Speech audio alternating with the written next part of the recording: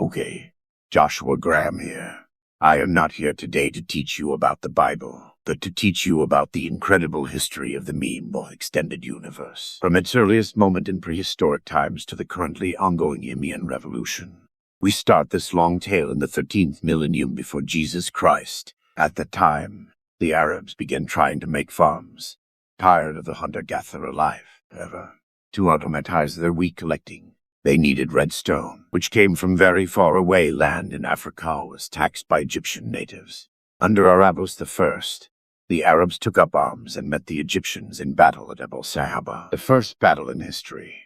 The bandits were slaughtered, and redstone was allowed to pass through the Sinai and to Arabia for free, heavily helping the development of farms. The development of redstone farms allowed the Arabs to build many settlements across their land. In Spain, boats were created for the first time to allow fishing in the Gibraltar Strait, a major blow to the Gibraltar Gate right next to it.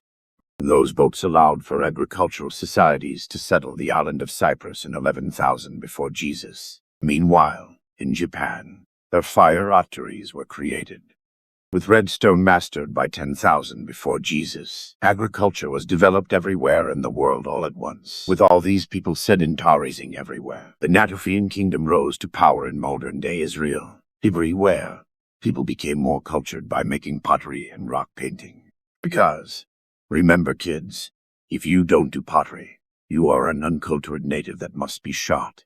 9,000 before Jesus came, a time where early civilizations began to rise. Scotland was created after uniting the people on the common ideals of men in skirts.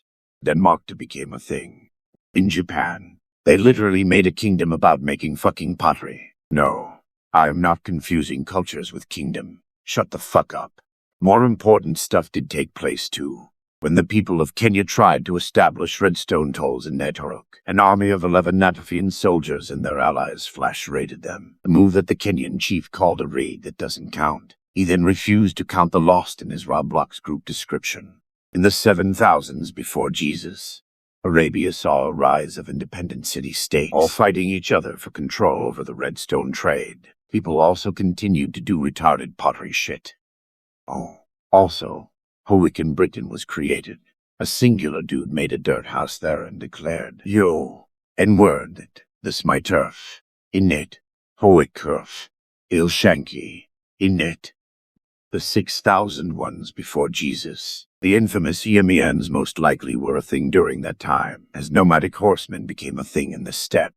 Also, the only bridge to Britain and Ireland was destroyed as part of the prehistoric period by the Stonehenge Parliament. The 6th millennium, the Poles began to make cheese. By the way, Scottish people who didn't like the man part of being a Scotsman decided to flee to Poland and start to live as femboys. So I wouldn't trust all the polished cheese.